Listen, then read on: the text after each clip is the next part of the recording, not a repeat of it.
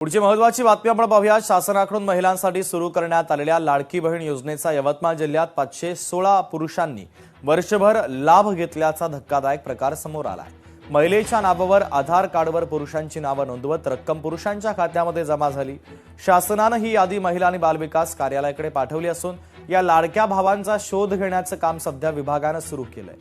September 2025 मध्ये अपात्र महिलांची नावे वगळली तरीही प्रकरणे लक्षात आली नाहीत, त्यामुळे पडताळणी यंत्रणेवर देखील प्रश्नचिन्ह या निमित्ताने उपस्थित झालंय। आव्हान सुद्धा आहे सर्व महिलांना ज्यांची ई-केवायसी चुकली होती किंवा बऱ्याचशा महिला या कार्यालयात येऊन गेलेल्या होत्या। त्या अनुषंगाने 6 फेब्रुवारी 2026 रोजी शासन निर्णय निघालेला आहे आणि त्यामध्ये ज्यांची ई-केवायसी चुकलेली आहे अशा सर्व महिलांना पुनश्च ई-केवायसी दुरुस्त करण्यासाठी शासनाने 31 मार्च पर्यंतची मुदत दिलेली आहे। त्यामुळे सर्वांनी आपली जी चुकलेली ई-केवायसी ती दुरुस्त करून घ्यावी। लोकशाही मराठी ऐका, पहा, जागरूक रहा।